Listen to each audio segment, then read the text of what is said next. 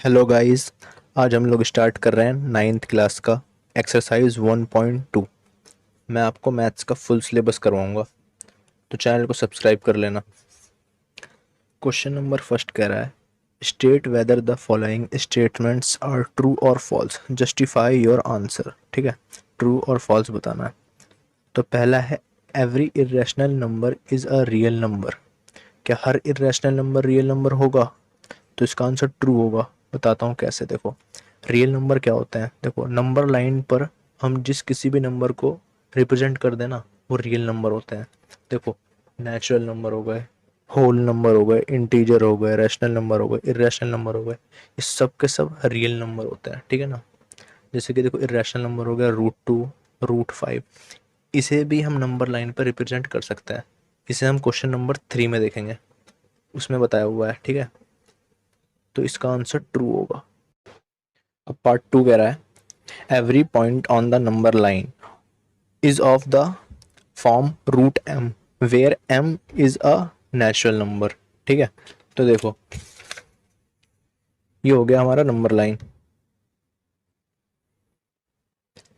ये हो गया हमारा नंबर लाइन। ठीक है, 0, 1, 2, 3, -1, -2, ऐसे -3। ठीक है, अब कह रहे हैं कि जितने भी ये पॉइंट हैं इन्हें हम √m की फॉर्म में लिख सकते हैं, यानी कि इसके ऊपर रूट लगा सकते हैं जितने भी पॉइंट है। तो देखो, मैंने रूट लगाया, 0 पे लगाया रूट, 1 पे लगाया रूट, 2 पर लगाया रूट, 3 पे लगाया रूट। ठीक है, तो देखो, इसकी 0 की वैल्यू तो √0 आ गई, 1 की इरेशनल नंबर आएगी कुछ, नहीं 1 की तो 1 आ गई, 2 की कुछ इरेशनल नंबर आएगी, और 3 की भी कुछ इरेशनल नंबर आएगी। ठीक है, अब जैसे ही मैंने -1 पर रूट लगाया, तो ऐसा तो कोई नंबर ही नहीं है जिस पे -1 आ जाए, रूट के अंदर कोई माइनस वाली वैल्यू आ जाए। ठीक है ना, तो इसलिए इसका आंसर फॉल्स होगा। ठीक है, लेकिन आप बड़ी क्लासेस में 11th क्लास में पढ़ोगे कि -1 रूट के अंदर आता है, इसे इमेजिनरी नंबर कहते हैं। ये आप 11th क्लास में पढ़ोगे, तो अभी के लिए फॉल्स होगा। थर्ड पार्ट है, every real number is an irrational number. क्या हर रियल नंबर इरेशनल नंबर होंगे? देखो, इरेशनल नंबर जो है वो रियल नंबर ज़रूर है, लेकिन सारे के सारे जितने भी रियल नंबर हैं वो इरेशनल नंबर नहीं है।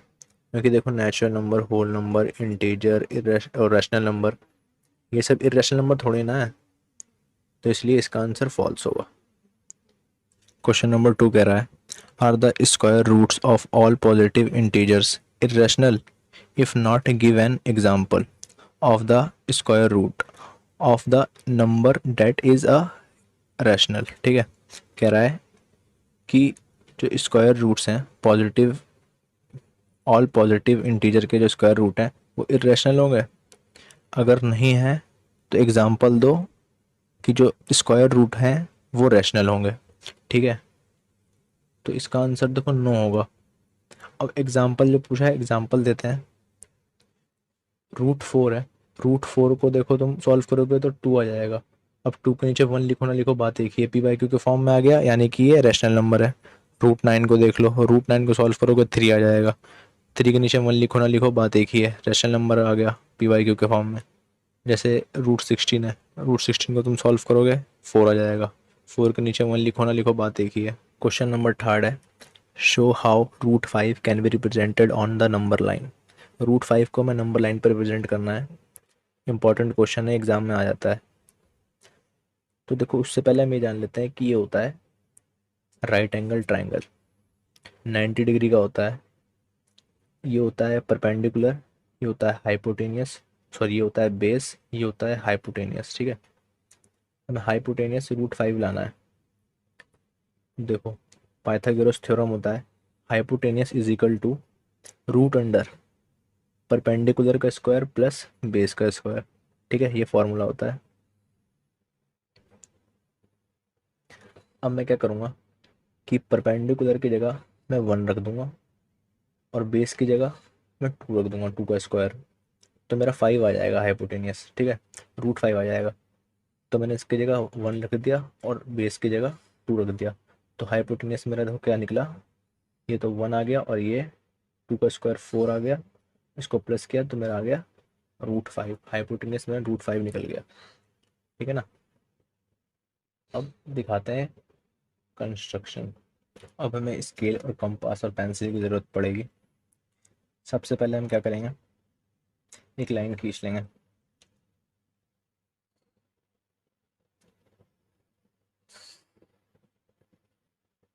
लाइन खींच लिया।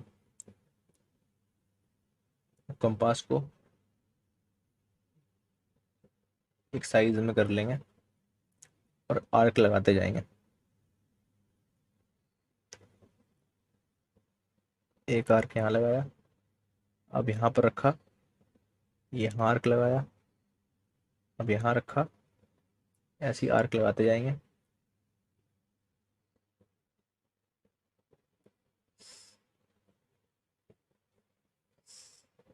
यहाँ पर भी लगा देते हैं। ठीक है। अब इसको नाम दे देते हैं 1 2 3। ये हो गया मेरा इसे -1, और ये हो गया मेरा 0 1 2 3 4। ठीक है। अब क्या करेंगे, अब यहाँ पर हम एक राइट एंगल ट्रायंगल बनाएंगे। देखो कैसे बनाते हैं। अब 0 से परपेंडिकुलर खींचेंगे। मैं 0 पर रखा इसको और यहाँ पर एक पॉइंट लगा लिया स्केल से, इसको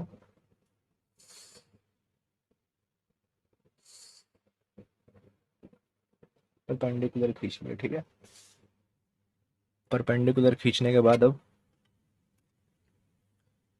हम अपना कंपास लेंगे, जितना यूनिट हमने यहाँ रखा था कंपास को उसी हिसाब से कर लेंगे यहाँ पर।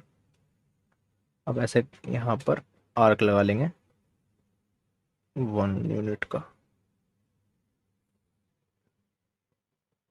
ठीक है। अब देखो परपेंडिकुलर हमारा कितना था, 1 था, परपेंडिकुलर 1 यूनिट आ गया, और जो बेस था हमारा वो 2 यूनिट था, 2 यूनिट था।